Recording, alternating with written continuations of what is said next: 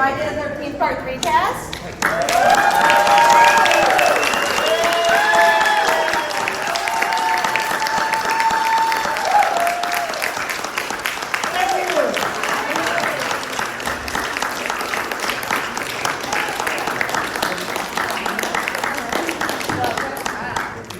I'm coming to Phoenix again. Yeah, you guys are good. This is amazing.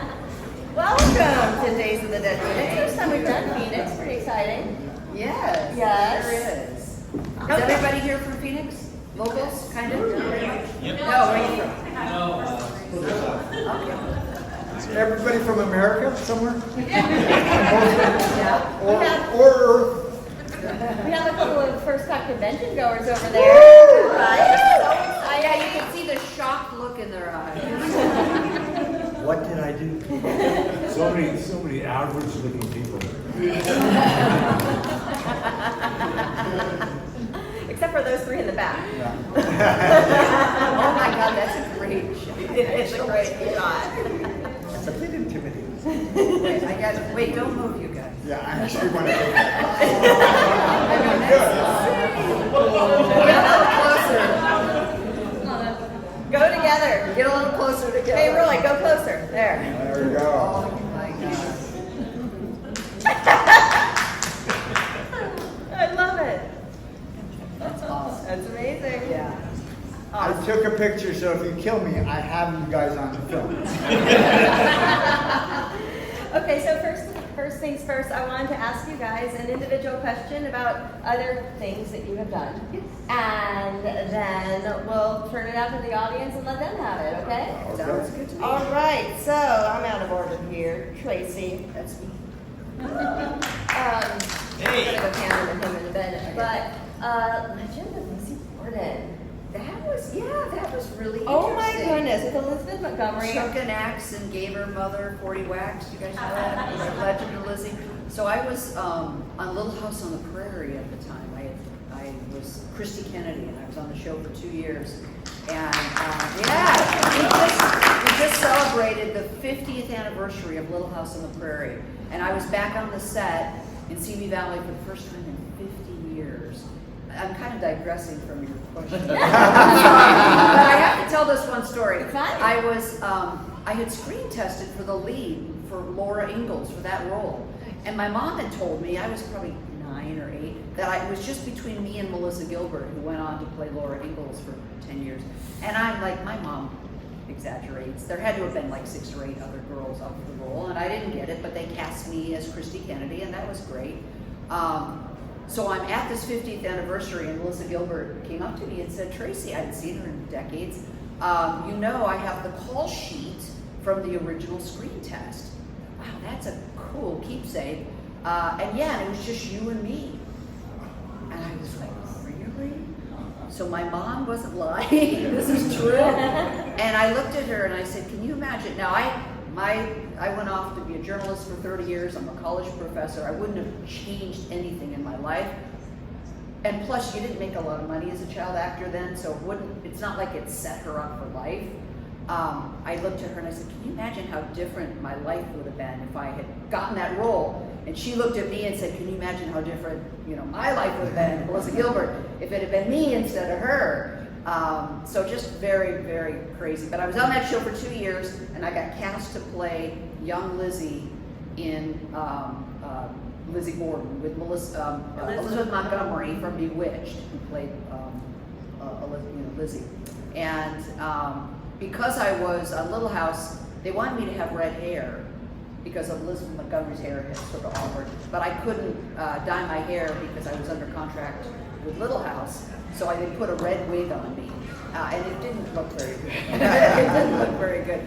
But that was kind of creepy. There was a scene with with my father, who was an undertaker, and there had to be a dead body. And I don't know what it is about me and blood, but I got blood. I mean, I went on to do other films with getting blood all over me. I had to touch this. My father had me in the film, in the scene, touch the dead body, and I pull back, and the blood squirts all over me, and I scream. And anyway, that was an interesting movie. It was only maybe a 3-day shoot, but it was a fun one to be on. Anyway, so there you go. That's awesome. All right, David. Well, aside from my career in porn, I guess I've done a role or two. And you did not play Lizzie Borden though.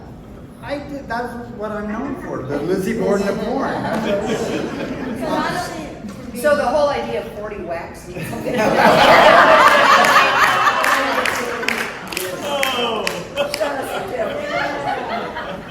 Okay, but I know I've done other work. I guess the biggest other credit was I was on Grimm. I had a guest starring spot on that one time, and the funny story for me about that, I played like Tracy here, who gets blood all over. I died in Grimm as I died in this film. I guess that's what they like in me. But I lost my train of thought. Oh well, yes. Grimm blood. Yeah. No, my character got killed and then frozen to death. So what was fun is I actually got to be. It was shot in the streets of Portland, and I got to be right in the middle of downtown where people were going to work and everything, and being lying on the floor dead. That was fun. Different. And aside from being a very talented and funny actor, you're also a funny stand-up comedian. I have done stand-up for about 10 years. How did that start for you? Well, I live in Seattle, and I moved from LA to Seattle. By the way, just a real quick aside, Tracy's mom was my agent before we got this film. So I've known her for a long time. What was the question? Stand-up. When did that start? Stand-up, Wow, yeah. why? So I went to Seattle, and I had a 5-minute idea, and I just I wanted to see if I could try it. So I took a class, and then it culminated with performing at a club, and the owner said, "Keep coming out." And so I did for 10 years. One of the jokes I wrote, I'll just do it here. So, and it applies because you look like a great crowd, and you look intelligent, but looks are deceiving. So let's see, how many people by hands read anything? Okay, quite a few. Well, the reason I bring it up is that there was an article in my town that said that the population of people who read anything is getting smaller every year. And the consequence of that is, I didn't finish the article, it's so long, but I can look at it. Okay, guys, hey.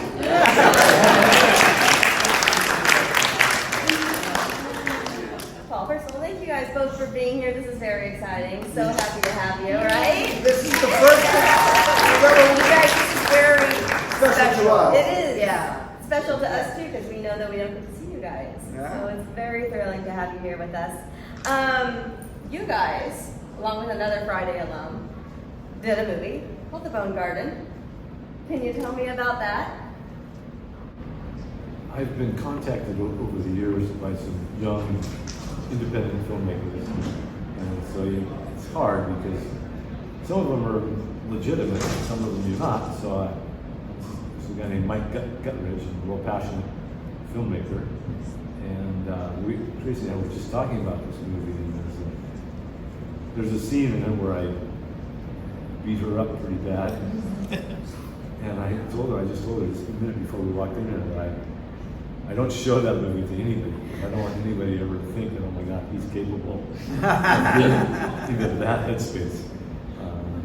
But it was a really good experience, and I enjoyed the crew and the whole thing. And I've had some other experiences along the same vein that were not good. You know, it's sad because when you do the young filmmakers, independent, and low budget thing, and sometimes they just don't have the wherewithal, the resources to follow through and complete the whole work cycle. And so it can be very frustrating. Yeah. Well, first of all, it was a good movie. It was very indie, but it was really fun and very twisty. I'm not going to give anything away, so you should be telling people about it because it was very impressive, and you can find it on Tubi. But it's chock full of. Clearly, the person made it was a big horror fan. So Mike Guttridge was an editor at NBC News, and I worked for NBC News for a decade, and we would work together. I'd bring my stories in from the field, and I'd go into the editing booth, and Mike would put them together. It was a union station. I couldn't edit my own stuff, but Mike did. And I would go into this booth, dark room, and I just knew him from work, and he would start reciting lines from Friday the 13th. And this was like 25 years earlier or something, and I'm like, is this guy? Okay. Don't close that door, just leave the door open in case I need to leave. So I knew Mike for years and years and years. Lovely, wonderful guy. And when he wrote the film and said he was bringing you in and other Friday the 13th cast Ron members. Milkey was in it. Yeah, it was amazing. I mean, for this guy to pull this off, Yeah. was pretty incredible. And you played a very interesting character with a very interesting arc, and I loved it. That's all I'm saying. But it was clear that he was a horror fan. Your dog's name was Jason. Yes. The cook's name was Annie. Okay. And there was a few Myers, Halloween 2 references in there as well. So watch it. There's Easter eggs all over. It's so fun. And we're very scared. Last but not least, Kevin. I've been called special before. Never least. But as Paul was just disparaging me in his last, I finished Friday the 13th, Part 3. I went back to Ohio as a young filmmaker and made a movie called It's Only a Movie. It sat in my closet. I wasn't going to show it to anybody for 40 years. 40? For 40 years, my daughter, Colette O'Brien, pulled it out, re-edited it. It's called It's Only a Movie. She showed it to some friends. It's been shown in New York at all these different independent festivals, and it's really great. So look on Letterboxd. It's only a movie, but it was Colette who said that 20-year-old guy who made that movie didn't finish it. So 40 years, not just 5. It took 40 years to finish Kevin, it. that's an incredible story. But That's a great story. do you know what's really cool for you guys, other than me? Andy Robinson, he killed me in Barnaby Jones. He picked me up over the desk, threw me, broke my neck as Kit Niven sat by horrified. And Barnaby's daughter, Bonnie Ebsen, who was on every year as a special guest, she was a songwriter at the time, that year. So she was a song. Anyway, so yeah, Andy Robinson killed me in Barnaby Jones. I guess that's a theme. They keep wanting to use us to die. Speaking of dying, I'm a big Warlock fan. I love it so much. Warlock is fun. It's another Steve Miner film. Yes, it's so much fun, and the late great Julian Sands, just a great movie, and you were hilarious in it. You Thank were one of you. my favorites. Tell me about your experiences of working on it. As John Fury was a friend of mine, and then John did Part 2, and actually, they didn't know whether Friday 3 was going to be another Friday movie or if they were going to do the Halloween thing, just a whole different story. So they were reading scripts, and John introduced me to Steve, and then I pitched him this script, which was It's Only a Movie, which I went and did the next summer, and he didn't go for it. But we became friends with John. We knew each other through John. So when Warlock came up, he gave a call, and it was so much fun because I really like Steve. He's really great, and Julian Sands, obviously, was a great actor, and Richard Grant is in Warlock. That was his first American thing, and Great actor too. I tell you something, if you promise not to repeat. But we sat at this party, Richard Grant and I, anyway. Warlock was a lot of fun. Great. He remembered his daughters in the audience.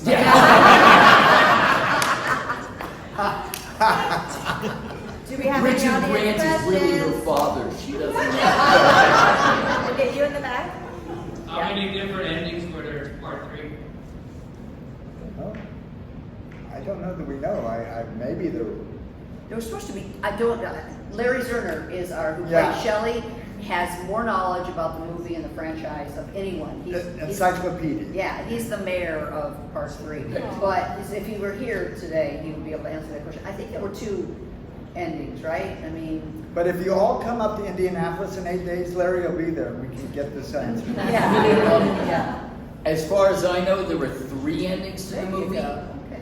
The first one was when Loco gets the pitchfork. The second one is when he's thrown off the barn onto Ali. And the third ending is when he's dropped from the tree by a rope. Those are the three endings. For me, anyway. Oh, maybe, there are other people in the film, right? Oh. Whose idea was it of the mask? Well, that was in the script, but what's really amazing about that is that this prop became famous not just in Friday the 13th series, but as a prop for iconic prop in horror. You see that, you know what it's about, whether it has Jason or not. So that's pretty crazy, I think. Who was it today? This weekend, someone mentioned that they'd heard that you had wording on the mask? Yeah, that it was needed because, was it for the 3D? That it was easier to shoot him with a mask on. Oh, well, it was faster than doing all the makeup and all of that. It would just throw a mask instead of having to do, the cover up his hair and his head and put the whole bald wig thing on him. And so the mask was just faster, quicker. I think it was also just a happy, one of those kind of serendipitous events that just became iconic. Yeah. I mean, nobody said, "Oh, this is going to be a." Oh, nobody knew No, it it's at like the inflection point. he's sitting in makeup for 2 hours before we can shoot him. This is ridiculous. We're burning time here. Throw a mask on him, and then and he'll look scary, and we don't have to waste the time in makeup. That's my story. Did you guys have any say in any of your kills? I didn't hear. Did you guys have any say in how you guys were killed off at all? Or? Oh, no. No. That was a script. They wanted to stick with it. No, you couldn't. And if you notice that so many of the deaths played up the 3D element, so those are carefully scripted, choreographed, and technology. Somebody earlier was asking me, how was it working with the 3D? And I said, well, it was a pain in the ass. And because it was new technology, but also as actors, actors have a level of insecurity where they want to do it again and get better and do it again, and there was none of that. It was like, we got to keep moving because we're spending time getting the 3D set up right, and then we had this special crane that was a challenge technically, and so it was just a technical challenge because of the 3D effect. I liked it because it added to my paycheck.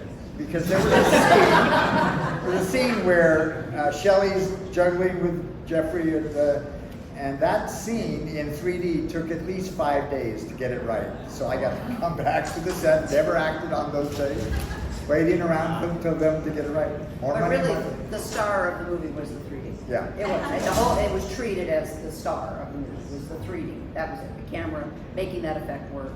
Everything else was just, Secondary. yeah. I mean, go ahead. My favorite part was, I'll never forget this, the premiere, sitting in the theater and the credits come out part way and the music changes and they come out further where they're between you and the person sitting in the row in front of you. You're just like, wow, that's fucking heavy. I really enjoyed that so much. That was a really unique aspect. And to this day, whenever I watch it, even on a television, where I'm like, man, that was really amazing choice. The way they budgeted that, because by part 3, these are B movies that make A money, as they say. And by part 3, they knew they had a franchise on their hands, so they dumped some money into part 3, not only for the 3D, but just all aspects of it. And you can see that and how it's done. It was the highest grossing 3D film of its time at the time. When it was over with, well, thank And we got zero of that, when it was over, we had a showing of the film for the cast and crew. I'm a little older than these guys, so my take was I went much older. Yes. Small. I went up to Steve Miner and Frank Mancuso, the producer, and I said, "This is not a good film." And they said, "It's named Friday the 13th, and it's the first time there's been 3D in 20 years. It's going to make so much money, we don't care." They were right. But it has become a real fan favorite. Oh yeah, no. I mean, Kenny, we love it. Yeah, we love it. Testament right here. Yes. Yes. So we actually have friends that do our movie hosts, and they show the movie in 3D,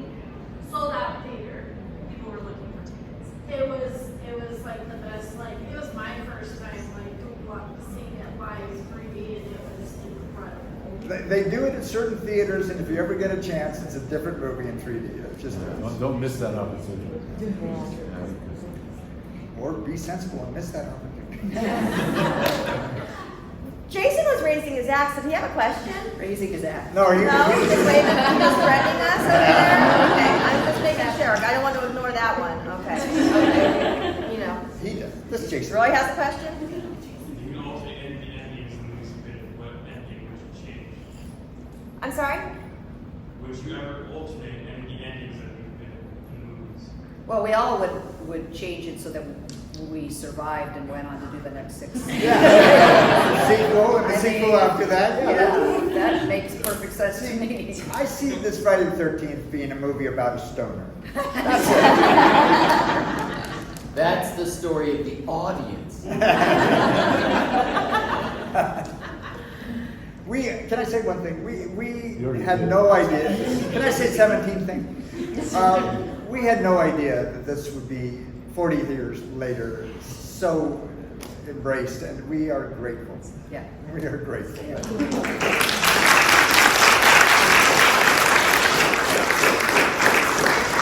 know we gotta have more out there. Come on, don't be shy. Yes. You guys seem to be very knowledgeable about indie horror as well and as the big franchises. And I was wondering if there's like some little gem movie that we should look out for that you guys love that maybe the general public hasn't seen, or something that you sought out in the genre that's really cool, or a director to look out for.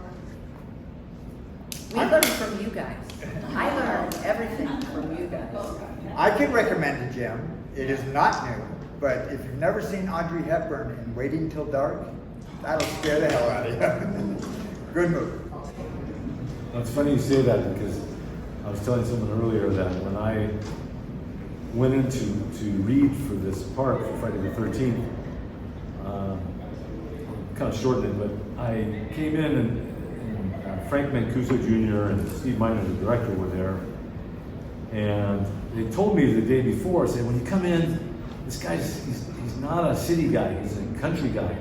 Maybe like a carpenter or something, so don't come dressed in nice clothes. You just kind of try and do your best to fit. So I came the next day and I was wearing jeans and work boots and had a parka on and carried in a big 2x4. And I had a power saw with me, and I walk in. And yeah, and they just went, "Wow, this is so cool." So anyway, I read for them, and everything was going really cool. And then they said to me, Frank Mancuso Jr. says, he goes, so because at this point the movie title was being kept kind of hush hush. Crystal. It was called Crystal Japan was the working title for this film. We didn't know immediately that we were going to be on a Friday the 13th movie. I have the original script that still says Crystal Japan. Yeah. Anyway, we complete this thread. Yeah. So Frank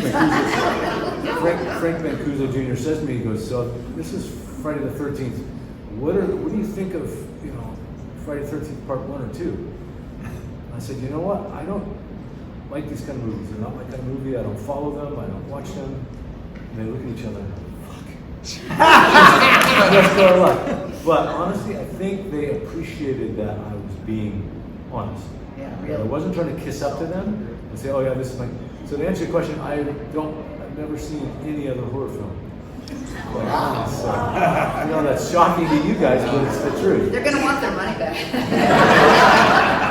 I might be enamored. Did you watch Bone Garden? I did once. When you scared yourself? Well, yeah, my character was really evil. Yeah, he was. He was brilliantly evil. So you guys mentioned as far as like Friday the 13th being known for what it's known for, it's iconic, and also, but you also mentioned that during that time that it was filming, it was a pain in the ass as well. So did it ever leave room to actually to have that fear, to be scared during that making of what it's known for? No? Are you saying While you're shooting it, you know what I were mean? we scared? You're right. No, During that her filming, question there was, ever leave room for were that? we scared when we shot this film in any of the scenes? And no. Every death scene, I mean, I know mine, and I'm sure yours took a full day to shoot. Yeah. Yeah, and maybe we're shooting overnight shoots. You're coming in at 6 or 7 in the evening, 3 or 4 in the morning, and you still haven't even gotten the money shot. And And it was all day to shoot. Okay. I had a very creepy experience because for mine, the squeezing the head and the eye coming out, they had to make an upper body mold. And so I did that like 2 months before filming the whole experience. That, well, during as you said, when we were shooting it, it was nighttime. And at 3 a.m, they wheeled this thing out on a platform, and it's a replica of me that exactly looks like me. It's 3 a.m, we're out in the mountains, and all you can hear is the sound of the insects, and it's just like, oh, this is really bizarre to see, because nobody's ever seen something that's you, a model of yourself. It's very uncanny. So that was kind of a creepy moment for me. Creepy, but maybe romantic. Well, romantic. They made a replica of my chest from my waist up to my neck, and it was a foam rubber replica of my torso for my death scene. And they made 2 copies of them, and I got one, and I super glued lace around the edges of it and sent it to my then fiance. Because he lived in Michigan and I lived in Los Angeles, and it was a pillow with my Oh, that is romantic. Now it's available on eBay for $1.5 million. I didn't marry, I broke up with him 6 weeks before the wedding, so I think the torso ended up probably in the trash. I think she said, if you can't love my plastic torso like me, I don't want anything to do. He mentioned not, seeing himself and how odd this is. I don't know if you're Cronenberg fans, but Indy, his son Brandon made a movie called Infinity Pool, if you've ever seen that, which has this I like ideas. There's this really interesting idea of actually replicating yourself and seeing yourself as a double in the Infinity Pool. Anyway, Indy recommendation. Go ahead. Anyone else? Yes. With it being such a, important, timeless movie that generations watch as it's been out, is there any crazy stories you've had just in your regular life where you said the editor would say the quotes or this or that, where you're out in your regular day life, just 15 years after the movie came out and somebody obviously recognizes you and says stuff? I have a story for that. Okay. Go. I was a journalist with NBC, broadcast journalist, and I was covering the O.J. Simpson trial. And I got subpoenaed by the defense team to testify in the trial. And because I'd been breaking news stories about the evidence, and the defense team wanted me to get on the witness stand and reveal who my confidential sources were. And of course I wasn't going to do that. You have the Shield law protection. Reporters have the right to keep their sources confidential. So this was in 1994, the movie, 1995. The movie was shot in 1982. So years later, I'd had a career, I worked in the Midwest and then LA as a broadcast journalist. The National Enquirer wrote a story, topless news reporter to testify in the O.J. Simpson trial. So Oh my God. that was a connection between my Friday the 13th when I was a kid to 15 years later, 12, 13 years later, covering the O.J. Simpson trial. Topless news reporter. And that's surprising because the National Enquirer is such a substantial Yeah. source of information. We're completely wrong, though. I had my clothes on at that point. Yeah. The timeline was skewed, but Yeah. yeah. Anyone else? Okay, I will continue on if you're sure. No? All right, I got more.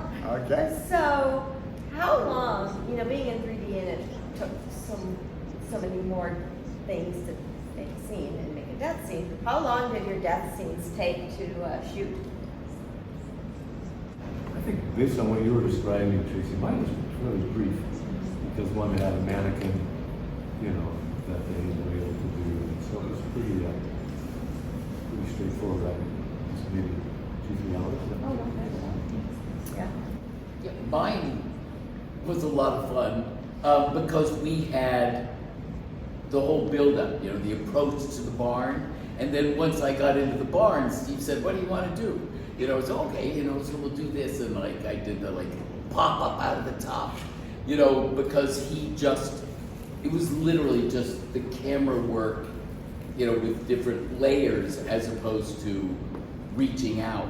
And so mine was very simple up to that point. And just once we get to the turn and then we do the 3D, which mine was very simple with and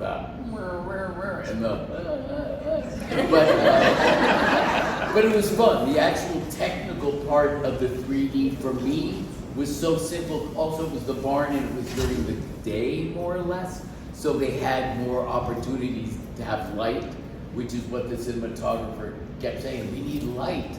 This is the dark. We need 3D. So mine was just a fun day.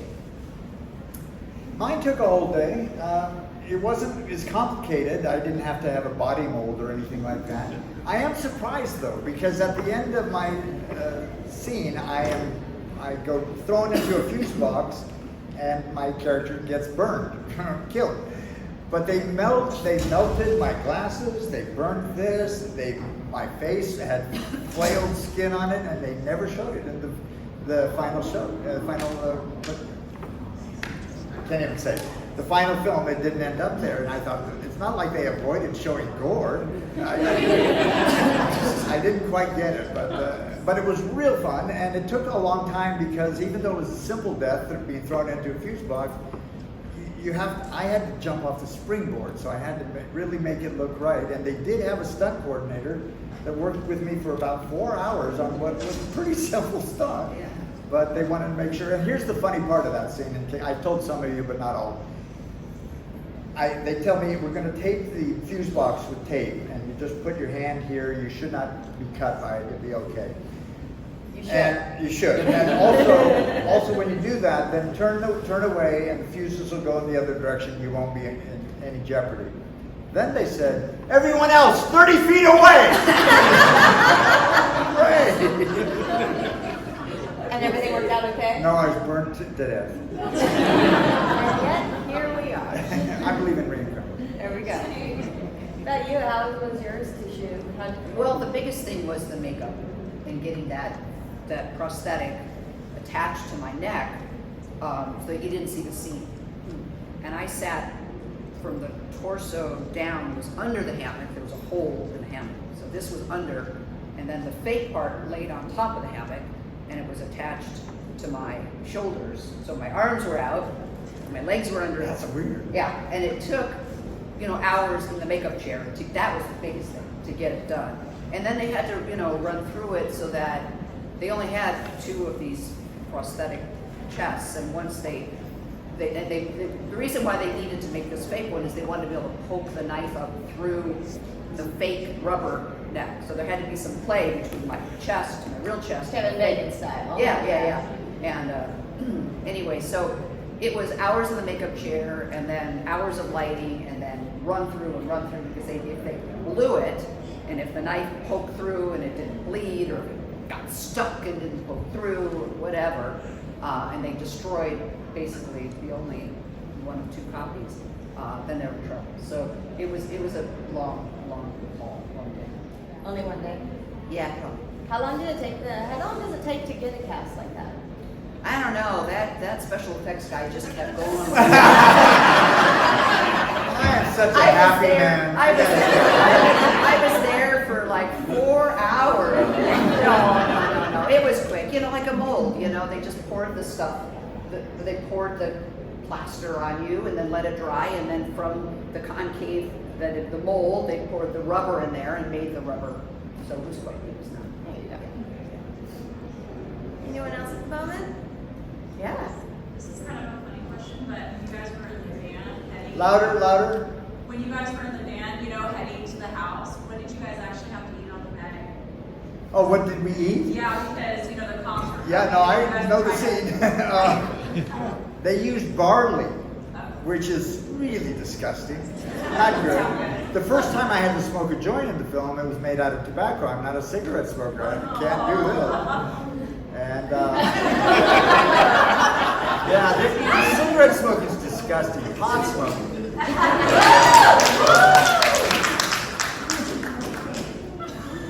So barley. Barley, How yeah. many drinks do you have to do with that? Too many. I think. At least 3 or 4, I think. She Yeah. didn't have to eat it. I didn't have to eat it. She was pregnant. I got it in my contract that I don't. Isn't that the weirdest So line you in don't the have to movie? eat barley? The weirdest line in the movie, I can't, we're pregnant. Never mentioned again in the film. She's pregnant. But it was funny because you wanted a beer, but then you decided not to have a beer. Ever the responsible whore. I love that in my voice. Anyone else at the moment? No, not yet. Okay, let's talk about the premiere. Did you guys attend the premiere? Do you remember the premiere? I did not. I went to one, but it was up in Spokane, Washington, which was great fun for me because I couldn't believe there was a line out there waiting to get my signature. I couldn't believe it. I really. And who was amazingly perplexed was my mother. What do they want? They like me, Mom. Oh my God. Did your mother go with you and watch the movie? 12 people of my family went to this movie, and like me at the time, that was a genre that they didn't embrace. And as soon as I died in the film, nice film, David. They left. They did. Friday the 13th of August, 1982 was the final morning of my shooting It's Only a Movie. And so I went to the local Columbus, Ohio theater where they had set up for me to do signatures. And I took my 6 youngest brothers. And I have a picture of like all my little brothers, like in a line, like with all their 3D glasses. Oh, That was my premiere. That's That's cool. a neat story. You nothing? I was living in Michigan with the then fiance. Yeah. And we saw it in a little. Who still has that incriminating? And we saw it in a small theater. I kind of just snuck. No one knew that was me. And I just kind of quietly just watched. And then it was over, kind of left. And it wasn't a big. Wasn't a big deal.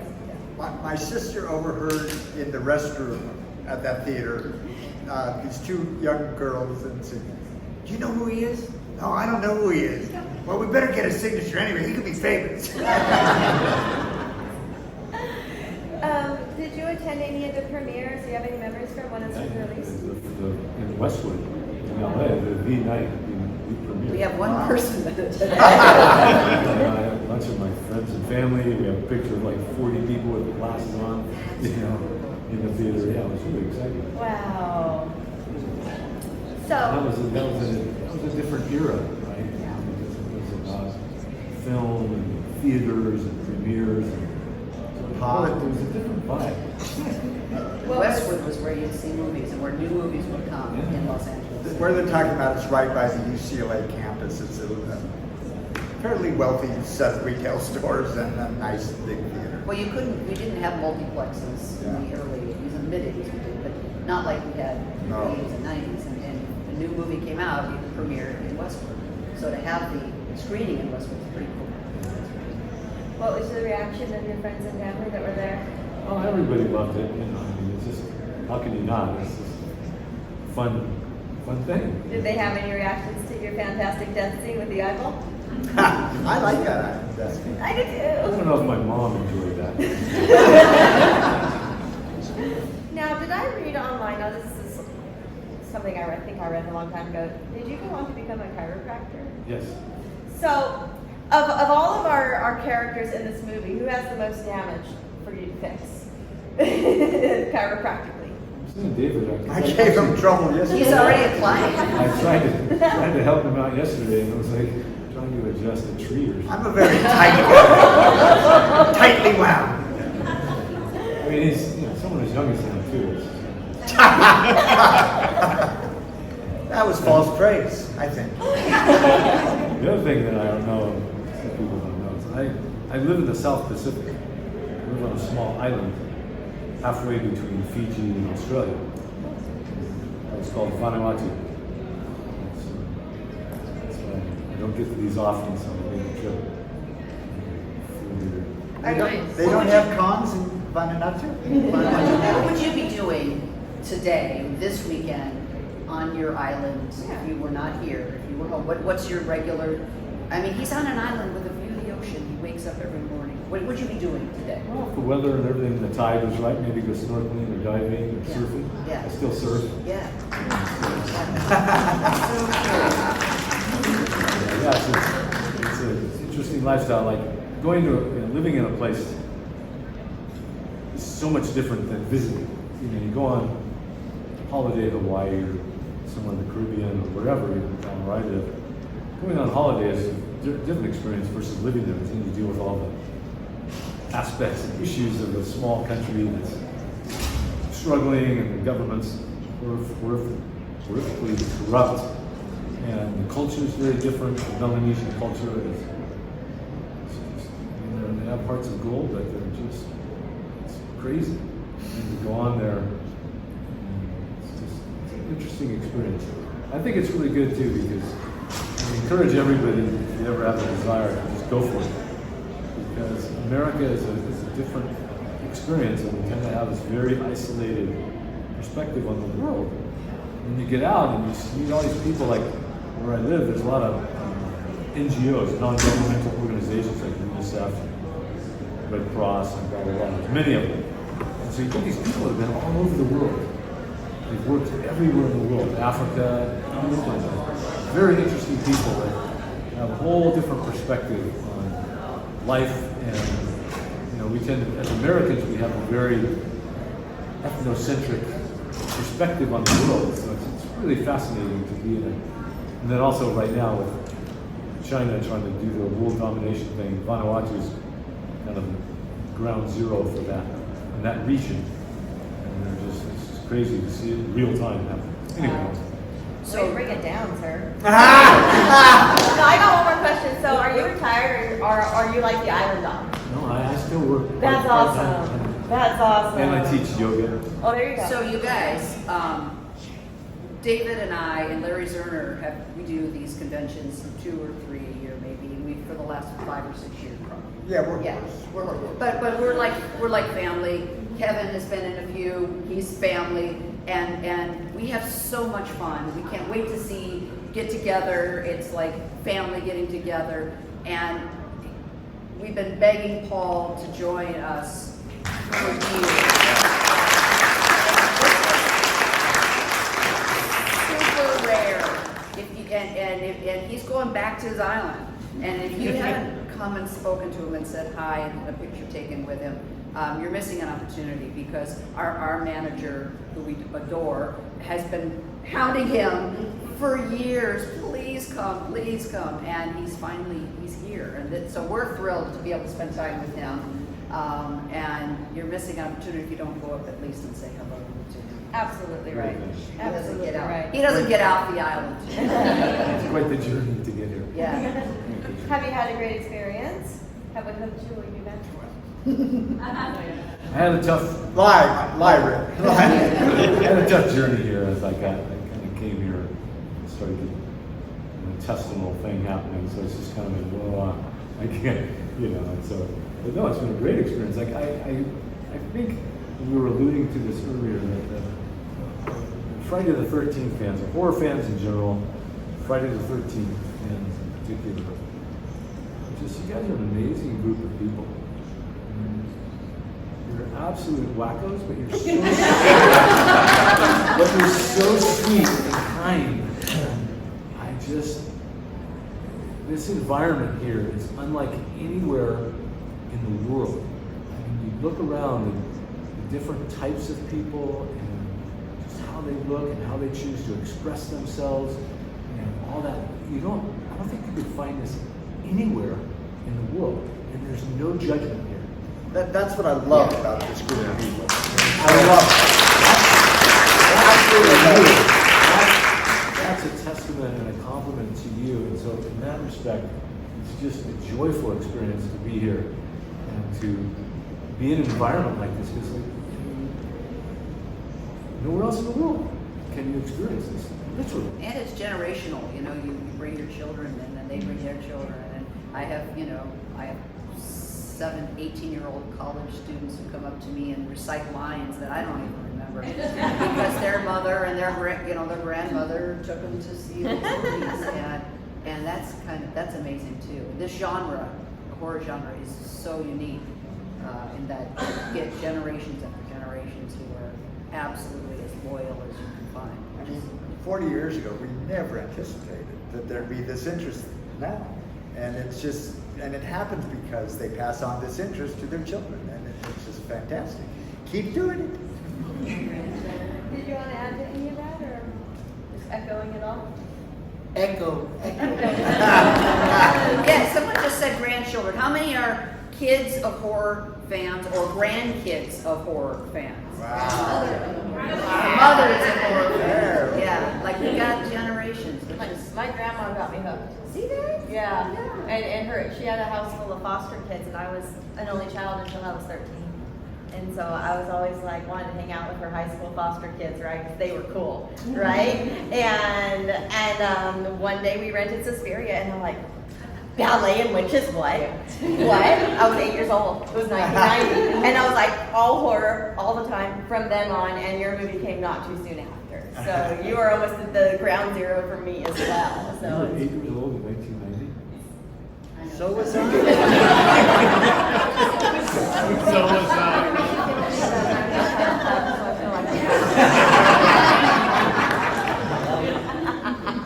And for you the camera people didn't get that. who are bad enough to bring your grandchildren,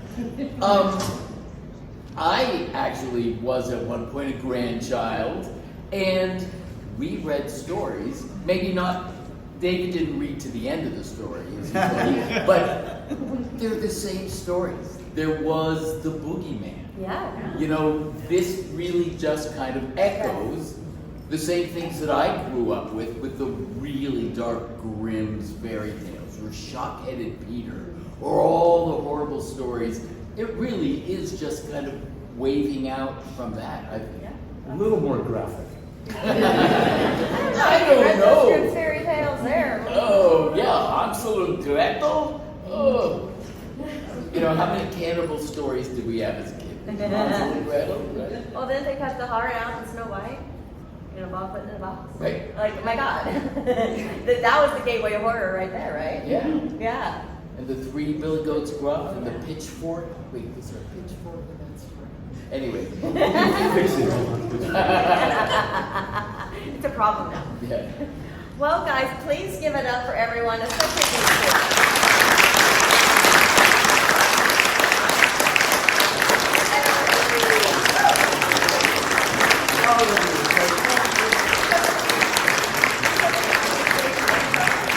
I'll go to the front and take a photo. Okay.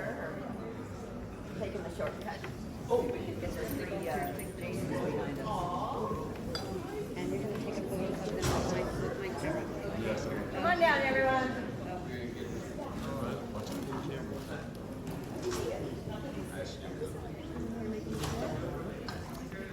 My pleasure. Oh, I'll put that out of my mouth. You don't have to worry about the camera there. We'll take about 3,000 more. Yeah, one from higher up, so we have one with 110. 110. One check. I had the MySpace angles on here. Thank you guys again so much. Thank you, guys.